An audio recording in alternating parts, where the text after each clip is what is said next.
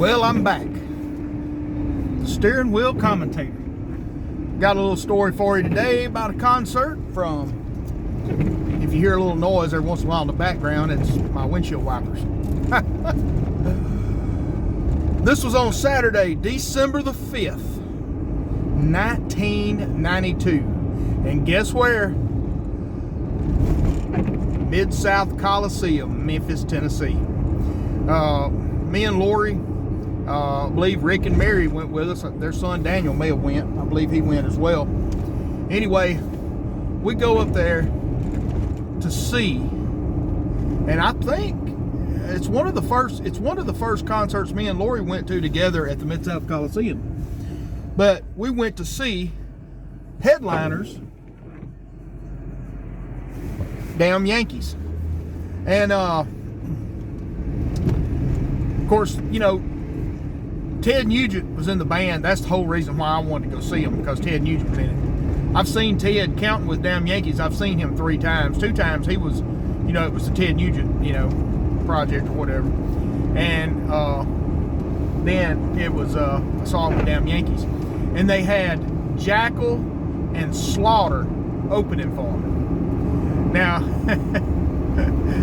at this time in 1992, I don't know if y'all remember or not, but now JACKYL they were stirring things up pretty heavy. They done a video in, I believe it was in Georgia. They done a video, as a matter of fact, I think it was their first video they did.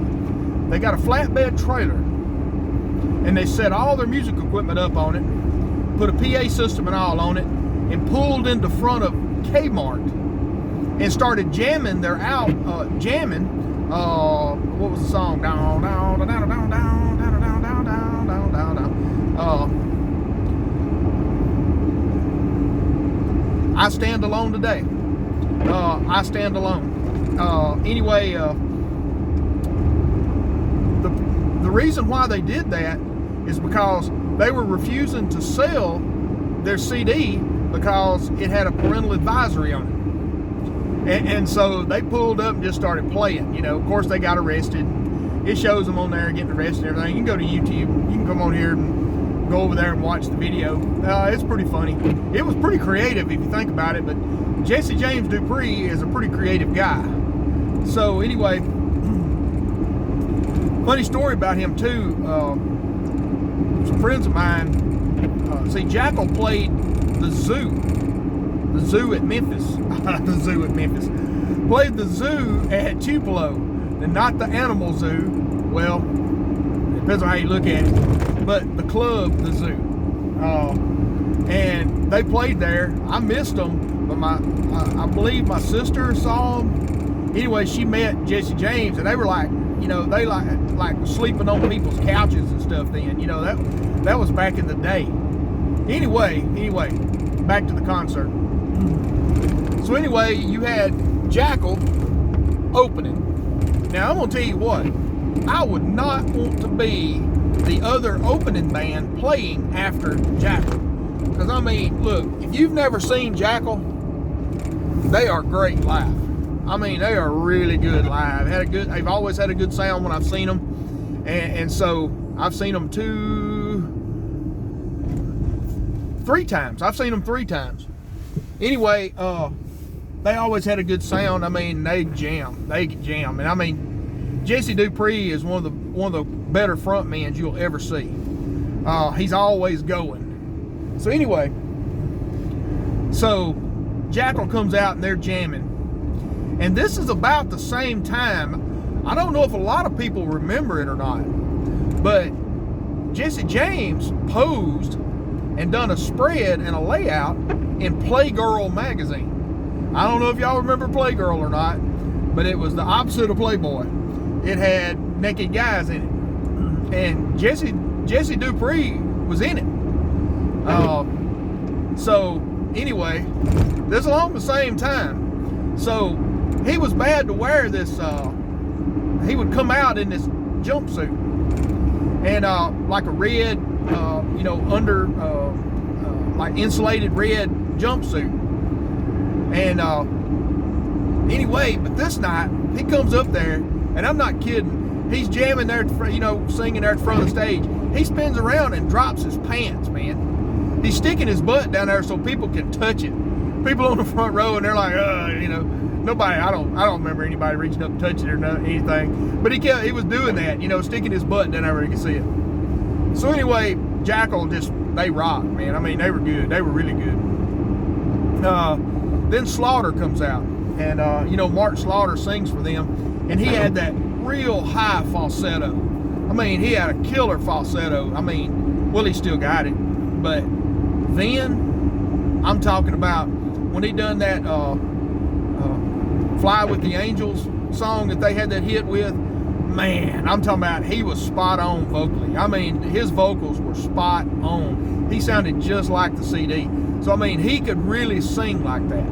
And, you know, I've often heard that, you know, he taught guitar lessons and all that kind of stuff. He was, you know, a guitar player that got to singing. And, but it's a good thing he started singing because, man, I mean, he can sing. But anyway, they were really good. Their mix, their drum mix was a little bit off. I remember me and Rick talking about that the drum mix was a little bit off, like we couldn't hear the cymbals or something. I can't remember what it was. You know, that was a little distracting. But other than that, man, they put on a great show. I mean, they were really good. Then comes out damn Yankees.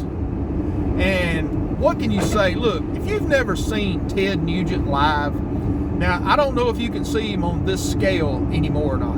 I'm not sure. You may can. I'm not really sure. But Ted Nugent is one of the best live guitar players you're going to ever see because he puts on such a show. Now, of course, now Ted's a little older now, but I don't think it holds him back much because it wasn't holding him back then. And I'm talking about he was rocking the Paul Reed Smith then with the zebra stripes on it.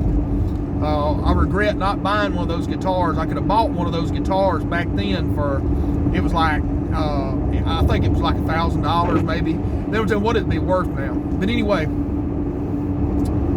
they come out and they're jamming it. I mean, I'm talking about their sound is great. The mix is great. Ted's just ripping on the guitar. Of course, Tommy Shaw is too.